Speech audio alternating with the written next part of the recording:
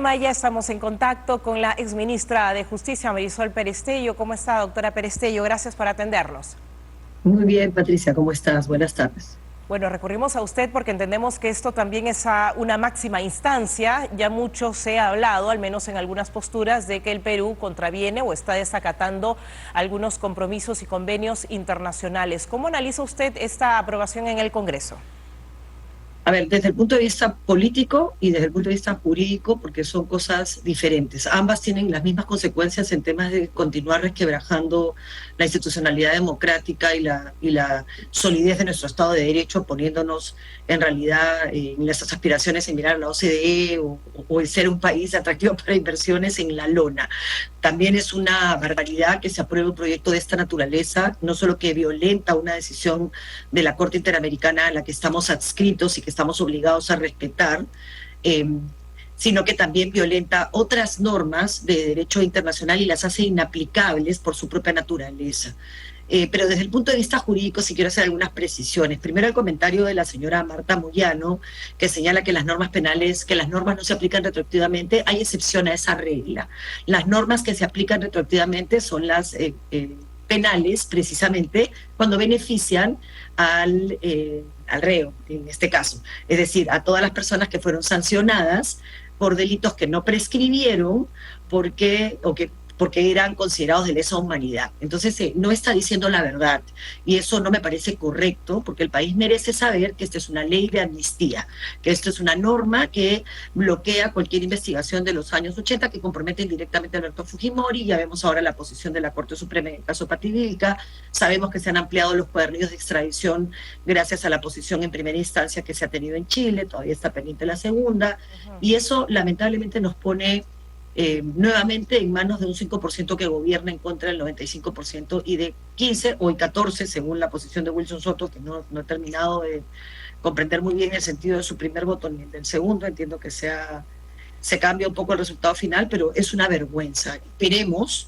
que el Ejecutivo observe, porque si no todas las personas, estos 14 votos y las personas que en el Ejecutivo no lo observen, incurren en responsabilidad, no solamente frente a la Corte Penal Internacional, sino frente a las normas internacionales en materia de persecución de la desaparición forzada, de la tortura y de otros tratados internacionales que nos obligan y que el Perú ha ratificado, ¿no? Entonces es ignorancia, pero también es el poder de los votos para liberar de responsabilidad a personas que tienen que continuar sus investigaciones como corresponde, porque la ley es para todos, pero además abre la puerta a que la cúpula del Sendero Luminoso pueda, alegando que prescribieron los delitos del caso Soras en particular, ser puestos en libertad. Yo hago responsable a esas personas y por supuesto a quienes votaron en primera instancia en la primera votación de lo que pase con nuestro país. Esto va a revertirse. Yo no creo que ningún fiscal ni ningún juez aplique una norma porque hay control,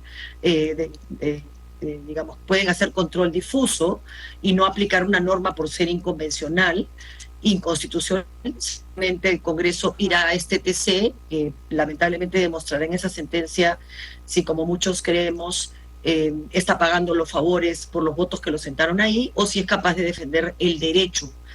Hoy está siendo ejercida esa actitud por el Poder Judicial de la Corte Suprema, que quiero felicitar públicamente. Ya en las instancias de justicia, ¿tienen los jueces y fiscales todas las posibilidades, las herramientas posibles para poder inaplicar la ley? Absolutamente. Absolutamente. O sea, no solamente tienen el mandato de la Corte Interamericana. Mira, en materia de derechos humanos, los estados asumen obligaciones. ¿Cuáles son las obligaciones que se asumen en todos los tratados de derechos humanos? De respeto y de garantía, pero también de implementar en el derecho interno. Y todo esto respetando el principio de no discriminación.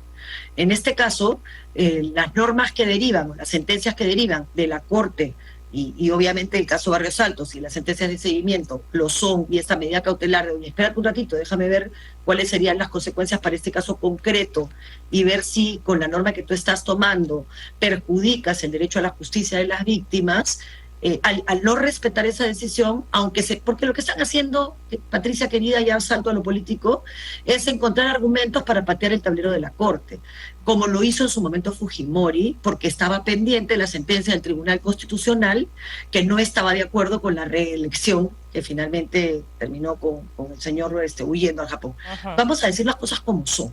Entonces, si el Estado peruano decidiera hoy día patear el tablero de la Corte, patearlo, no desmarcarse de la Corte, que eso tiene un proceso que demora un año y que además hace que todo lo que se ha sentenciado y que todo lo que está en curso continúe. Entonces la salida va a ser vámonos y no respetemos y no acatemos, porque ya lo hicieron una vez Ya se cuando desacató con el estaba tema del Fujimori de indulto. presidente y ese espíritu autoritario se mantiene, ¿no? Se Claramente. desacató una recomendación en torno al indulto. Ya que hablaba de frases, no quiero trastocar nada, así que lo leo. Hoy el congresista Cueto dijo una de las frases, bueno, más sonantes, porque dijo, primero, que no nos afecta lo que diga la Corte. Dijo, segundo, que no tiene ninguna consecuencia. ¿Qué van a hacer? Lo planteaba a modo de pregunta y dijo, que hagan lo que quieran. Por último, no salimos de la Corte. José Es que ese Cueto. es el fondo de lo que quieren. Por eso te decía que no me sorprende, ¿no? Lo que quieren es construir una narrativa en torno a vámonos de la Corte que se está metiendo en los asuntos del Estado. Y eso no es real. En realidad las cortes internacionales, y no me refiero a esta, me refiero a todas, surgen precisamente para frenar estados autoritarios que no entienden que el límite a su poder es la ley. Pero cuando se vulnera la ley con una ley a propósito de haber colocado en puestos claves a las personas que van a hacer que parezca que la ley es legítima, no solamente por el proceso de aprobación, sino porque se ajusta a los estándares, tanto nacionales como internacionales, la tentación es abusar de eso y atropellar, ¿no? Entonces, para evitar eso, como pasó en Alemania en la Segunda Guerra Mundial, que es a partir de donde surge todo este conglomerado de normas, no es que se dé un tratado para fastidiar al Perú. Esto es posguerra. Esto es como en un clima posterior a la Segunda Guerra Mundial generamos un conjunto normativo que permita garantizar la paz, Naciones Unidas. ¿Y cómo garantizamos esa paz? No solo evitando la guerra, con pesos y contrapesos en el poder letal, es decir, en las armas, sino también garantizando justicia social, que era la lógica previa a la Segunda Guerra Mundial, y a eso se le llamó derechos humanos, y se contemplaron en la Declaración Universal de Derechos Humanos, y de eso derivaron pactos y tratados que desarrollaron algunos que eran particularmente relevantes, porque la vida tenía que ser garantizada, pero tú tenías que decir de qué forma se violaba la vida, tortura, desaparición forzada.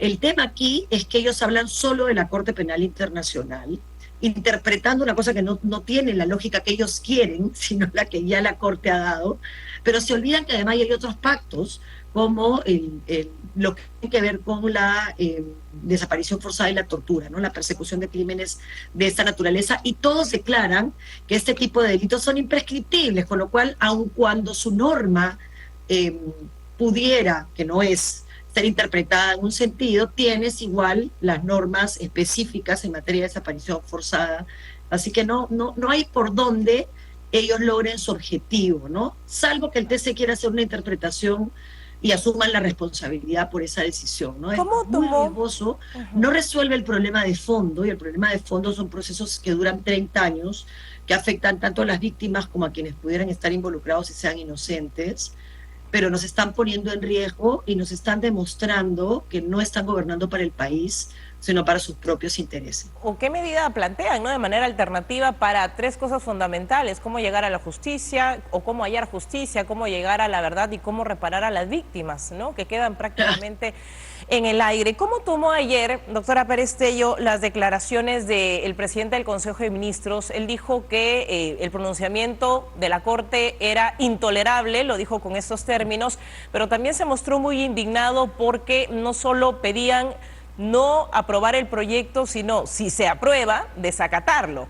Entonces, también ya ensaya aparentemente una reunión con los poderes del Estado para enviar un mensaje a la Corte. No sabemos si eso va a tener algún impacto. A ver, si el Poder Judicial mantiene la línea que ha mantenido últimamente, que es el último bastión de la defensa del Estado de Derecho, lo que va a hacer el Poder Judicial es decirle, bueno, yo no voy a aplicar una norma que va a terminar generándome responsabilidad individual, porque los tratados internacionales en materia de persecución de la figura de desaparición forzada establecen responsabilidad individual a la persona que no respete lo que ese tratado señala. O sea, que ningún juez va a ser tan loco de arruinar su carrera y además asumir alguna responsabilidad en primera persona cuando sabe que detrás de esto lo que hay es una construcción política y no la búsqueda de justicia ni la búsqueda de equilibrio. Pero un mensaje conjunto lo ve viable, porque el Poder Judicial asumiría una postura política y me parece que ese no es el fuero, ¿no? No, es que no va a asumir ninguna postura política. La ley es la ley y la ley tiene que aplicarse. Si emiten un comunicado, si emiten un comunicado conjunto los tres poderes del Estado. Yo dudo mucho que el Poder Judicial se preste como Poder Judicial, no hablo de uno de sus miembros, hablo del Poder Judicial en su conjunto, a sacar un comunicado en ese sentido, ¿no? Porque sería romper toda la construcción que existe de ser consciente que manteniendo nuestra independencia, nuestra soberanía, vivimos en un mundo en el que los problemas hoy son comunes, ¿no? El crimen organizado, la trata de personas, el narcotráfico, no se pueden perseguir siendo una isla. Tú necesitas estar integrado y eso no significa que renuncies a tu soberanía, erosiona el concepto de soberanía, pero mantienes tu absoluta independencia en la toma de decisiones. En este caso en particular, ¿cuál es el apuro de que aprueben una norma durante la Comisión Permanente? Sabían perfectamente que el caso Pativilca estaba en la situación en la que estaba, sabían perfectamente que los 5 cuadernillos de ampliación de extradición de Chile para continuar con los procesos de Fujimori estaban ahí. O sea, hay una manipulación de procesos en curso que tienen 30 años que es evidente, ¿no? Y obviamente también es cierto que hay el sufrimiento que es la pregunta que me has hecho la fundamental, ¿no? ¿Cómo resuelvo el problema de víctimas que esperan 34, 35 años para hablar de Cayara, para hablar de Ajomarca, para hablar de Soras? Justicia. Y te hablo de víctimas que son víctimas de Sendero Luminoso, como el caso Soras, que para mí es el más grave en términos de la mayor afectación de esta norma, y te hablo de Ajomarca y Cayara, en el que los actores materiales fueron malos agentes del Estado. Y digo malos porque yo respeto profundamente a las Fuerzas Armadas, pero no a una persona que viola derechos humanos con el uniforme, porque creo que lo degrada, no que lo honra. Ajá. Bueno, hoy hablando del caso Pativilca, por cierto, el Poder Judicial, ya que es un caso todavía en proceso, rechazaba la prescripción del delito, al menos de asociación ilícita para delinquir para Alberto Fujimori, Vladimiro Montesinos y otros, pero ponía el énfasis en que los hechos atribuidos están ligados a graves violaciones a los derechos humanos que pueden ser considerados también de lesa humanidad. Lo subrayaba el Poder Judicial. Exactamente. Es que no puede ser de otra manera, porque eso es lo que establece el estándar internacional, que ha sido incorporado al derecho interno. O sea, ya, si no quieres hablar del estándar internacional, habla del derecho interno. Nuestra Constitución reconoce en su artículo primero que, digamos, el Estado existe para garantizar, sobre la base de la dignidad de la persona humana, sus derechos.